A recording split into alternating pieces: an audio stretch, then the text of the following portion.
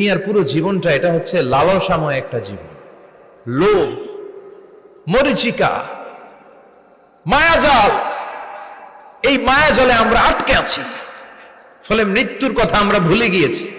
পাগলের মতো ছুটছি, আরো টাকা লাগবে, আরো খ্যাতি লাগবে, আরো যশ লাগবে, আরো দাপট লাগবে। আমার এত টাকা দিয়ে কি হবে, এত সম্পদ দিয়ে কি হবে, এত ব্যস্ততা দিয়ে কি হবে তোমার?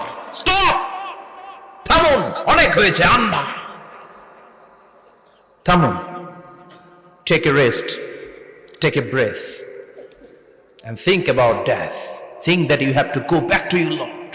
একটু বসেন না, একটু ভাবেন যে আমাকে চলে যেতে হবে, চলে যেতে হবে। এই কোলাহল, এই ব্যস্ততা, এগুলো থাকবে, থাকবো না আমি। সাইয়েদনা ওমর ফারুক বলেছেন, মুতু ক্বাবলা আন তামুতু, মরার আগে একবার মরো। হাসিবু ক্বাবলা আন তুহাসাবু আলাইকুম, তোমার হিসাব নেওয়ার আগে তুমি একবার নিজের হিসাবটা করো না। কাগজ বের করে একটু লিখো না কি কি ভালো কাজ করছিলা, যেগুলো দিয়ে নাজাতের ওসিলা হতে পারে।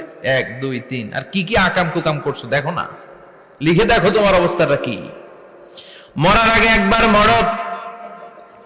মরার আগে খাটের মধ্যে শুয়ে শটান করে চোখ বন্ধ করে একবার মরার ভান করে দেখেন কেমন লাগে। চোখটা বন্ধ করেন আর ভাবেন আপনি নাই, কি কি হতে পারে ভাবেন।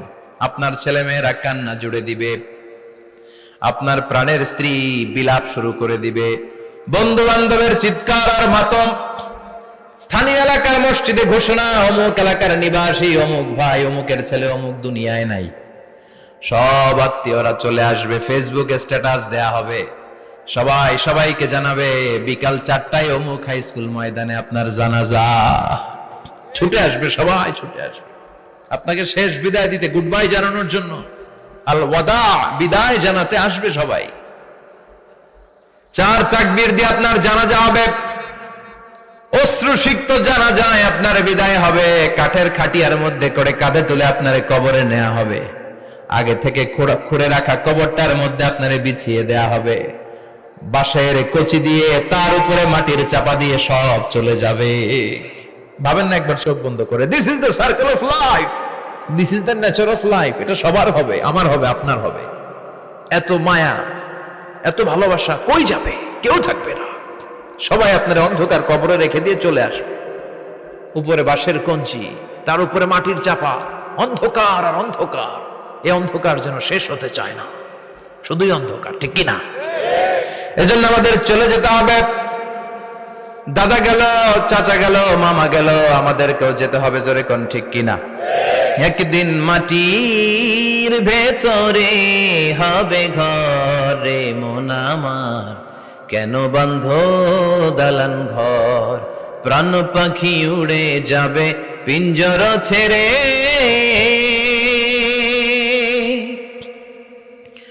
ধরা ধামে সবই রবে, তুমি যাবে চলে। বন্ধু বান্ধব যত, মাতা পিতা যারা সুত, সবই হবে তোমার পরে।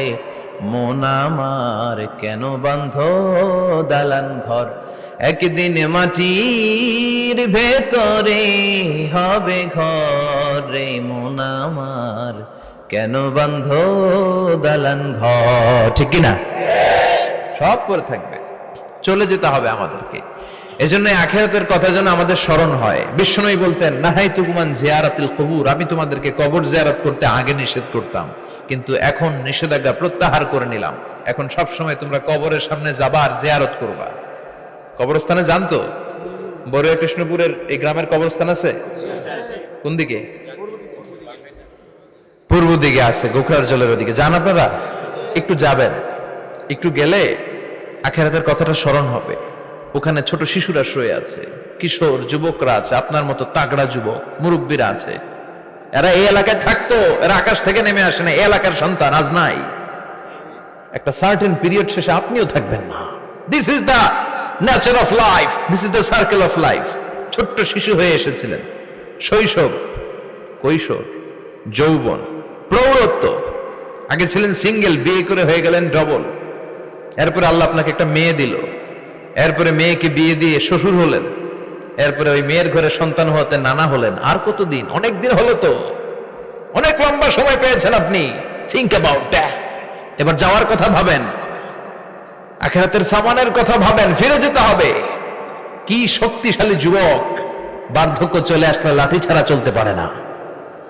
কুচকুচে কালো দাড়ি সাদা হয়ে যায়, দাড়ির শুভ্রতা, বয়সের ভার, রং ধরা যৌবন জং ধরে শেষ, ঠিক কিনা? This is the circle of life. যুবক ভাইরা, এটাই জীবন, চলে যেতে হবে, কেউ থাকতে পারবে না, ঠিক কিনা? এটা রিমাইন্ডার আল্লাহ এই সূরার ভেতরে দিয়েছেন যে তোমাদেরকে ফিরে যেতে হবে, এই লোভ লালসা ছেড়ে দাও। রব্বুল আলামিন বলেন, আলহাকুমুত তাকাসুর হাত্তা যুরতুমুল মাকাবির। ও গোলাম, দুনিয়ার সম্পদ, লোভ লালসা তোদেরকে পাগল বানিয়ে দিয়েছে। এই লোভ পাগলামি কোনোদিন তোদের থামবে না যতদিন না তোরা কবরে ঢুকবি, ঠিক কিনা? কার কথা? আল্লাহ বললেন, দুনিয়ার সম্পদ আর লোভ আর মোহে তোমরা গাফেল হয়ে গিয়েছো। আখিরাতের কথা বেমালুম তোমরা ভুলে গিয়েছো, কিন্তু আখিরাতে তোমাদের যেতেই হবে, কবরের বাড়িতে তোমাদের ঢুকতেই হবে, ঠিক কিনা? যেতেই হবে, আমরা ভুলে যাই। আলহাকুমুত তাকাসুর, অতিরিক্ত পাওয়ার লোভ, বেশি বেশি খাওয়ার লোভ, বেশি বেশি জমানোর লোভ মানুষকে গাফেল বানিয়ে দিয়েছে। এটা মানুষের স্বভাব, আরো চাই আরো চাই, এই স্বভাবটা আছে না নাই? দেখবেন ছোট বাচ্চারা মসজিদের দোয়া অনুষ্ঠান শেষে জিলাপি দেয় না? বড় কৃষ্ণপুর কি দেয়? আগে বাতাসা দিত না, এখন কি দেয়? জিলাপি দেয়, মিষ্টি দেয়। তো মসজিদের 2-3 গেট থেকে যদি দেয়, ছোট বাচ্চারা দেখবেন এদিক দিয়ে কয়েকটা নিয়ে আবার ওই গেটে লাইন ধরে। ওর হাত হলো ছোট হাত, ওর হাত ভর্তি জিলাপি, আর নেওয়ার জায়গা না, এরপর আরেক জায়গায় লাইন ধরছে, আরো লাগবে আরো লাগবে, এই আরো আরো আরো চাই, এই স্বভাবটাই মানুষকে কুড়ে কুড়ে শেষ করে দিয়েছে। এত লাগবে কেন তোমার? চাহিদার কোনো শেষ নাই, unlimited demand of human being. যার আছে বেশি তার চাই বেশি, যার সাইকেল আছে তার হুন্ডা চাই, হুন্ডা আছে তো প্রাইভেট কার চাই, প্রাইভেট কার আছে তো প্লেন চাই, প্লেন আছে তো হেলিকপ্টার চাই, হেলিকপ্টার আছে তো ওইটা চাই, ওইটা আছে তো সেটা চাই, ঠিক কিনা? এলাকার মেম্বার যে হয়েছে চেয়ারম্যান হতে চায়, আছে না নাই? চেয়ারম্যান সাহেব এমপি হতে চায়, আছে না নাই? এমপি সাহেব মন্ত্রী হতে চায়, আছে না নাই? মন্ত্রী সাহেব প্রধানমন্ত্রী হতে চায়, আছে না নাই? কিন্তু এই দেশে সুযোগ নাই, কথা কন। এই দেশে প্রধানমন্ত্রী সিলেক্টেড, 2-3 জনের বাইরে কেউ প্রধানমন্ত্রী হইতে পারবি না, ঠিক কিনা? আমার এই জীবনে তো আমি 2-3 জনই দেখলাম। বেগম খালেদা জিয়া, মাননীয় প্রধানমন্ত্রী শেখ হাসিনার ছোট্টবেলা দেখেছি এরশাদকে, আমরা তখন ছোট। তো মানুষের চাহিদার কোনো শেষ নাই, যার আছে বেশি তার চাই বেশি। এজন্য বিষ্ণু বলেছেন, উনজুরু ইলা মান হুয়া আসফালা মিন, তোমার চেয়ে যে খারাপ আছে ওর দিকে তাকাও। ওয়ালা তানজুর মান হুয়া আ'লা মিন, তোমার চেয়ে যে ভালো আছে ওর দিকে তাকায়ও না, তোমার চেয়ে যে খারাপ অবস্থানে আছে ওর দিকে তাকাও। অনেকে নিজের অবস্থান নিয়ে সুখী না, এরকম আছে না নাই? আল্লাহ আমার এটা দিল না রে, ওইটা দিল না রে, পাইলাম না রে, কিচ্ছু হয় না, কি করব জীবনে, হতাশ। আসলে আছে কিন্তু অনেক, কিন্তু শুকরিয়া নাই, ডাকাত, ঠিক কিনা? নিজের অবস্থান নিয়ে সুখী না, কিন্তু অনেক লোক আছে তারা আপনার অবস্থানে পৌঁছতে চায়। তাদের দিকে তাকিয়ে দেখেন, আপনি যে অবস্থানে আছেন এই অবস্থানে পৌঁছাটা অনেকের কাছে স্বপ্ন। তারা প্রতিনিয়ত সংগ্রাম আর স্ট্রাগল করে যাচ্ছে আপনার অবস্থানে পৌঁছতে, আর আপনি এটা নিয়ে সন্তুষ্ট না। শেখ সাদির নাম শুনেছেন? বালাগাল উলা কাশাফাত দুজা, এই কবিতাটার রচয়িতা ইরানের বিখ্যাত এক কবি। উনি একবার আর্থিক সমস্যার মধ্যে দিয়ে সময় কাটাচ্ছেন, টাকা নাই, পয়সা নাই, পায়ে দেওয়ার মতো জুতা নাই। উনি খুব দুঃখ পেলেন, হায় রে, আমি ইরানের এত বড় কবি, আমার পায়ে দেওয়ার মতো জুতা নাই। দুঃখ ভরা মন নিয়ে রাস্তায় হাঁটতে বেরোলেন। হাঁটতে হাঁটতে হঠাৎ দেখলেন একটা লোক শুয়ে শুয়ে কাঁদছে, ওই লোকটার 2টা পাই নাই, পাই নাই। উনি সেজদায় পড়ে গেলেন, আল্লাহর কাছে ক্ষমা চাইলেন, আল্লাহ অনেক দিয়েছো, শুকর আলহামদুলিল্লাহ। এজন্য যেই পরিস্থিতিতেই থাকি না কেন আমরা কি পড়বো? জোরে বলেন, কি পড়বো? এজন্য কানাতু মিনাল ইসলাম, অল্পে তুষ্ট থাকার নাম হলো ইসলাম। সম্পদ লাগবে কিন্তু সম্পদের পাহাড় লাগবে না, ঠিক কিনা? অল্প খান, অল্প পড়েন, অল্প জমান, অল্পের ভেতরে বরকত ঢুকাইয়া দিছে কে? দেখবেন যাদের সম্পদ অল্প তারা সুখী বেশি। জরিপে এটা দেখা গিয়েছে, অনেক সার্ভেতে এটা এসেছে, যারা সম্পদশালী এরা দুঃখী বেশি। এদের দুঃখ বেশি, টেনশন বেশি, খুব স্বাভাবিক। টাকা যার বেশি, রোগ তার বেশি। টাকা যার বেশি, টেনশন তার বেশি। টাকা যার বেশি, ঘরে শান্তি তার কম। আছে না নাই? ঘরের ভিতরে অশান্তি, ছেলে কথা শোনে না, ছেলে টানে গাঞ্জা, মেয়ে করে পরকিয়া। আছে না নাই? স্ত্রী কথা শোনে না, ভালোবাসা নাই, ঘরটা জাহান্নামের টুকরা। রোগ বালাই, এক একটা হসপিটাল বিল পরিশোধ করতে মাসে 5 লাখ 10 লাখ। আছে না নাই? কিছু খেতে পারে না, ডাক্তার একেবারে ডায়েট মেনু বেঁধে দিয়েছে। Diet, very diet menu. এটা এটা এটা এটা কিছুই খাবেন না, শুধু গরু খাবেন না, খাসি খাবেন না, চিংড়ি খাবেন না, খালি ঘাস খাবেন।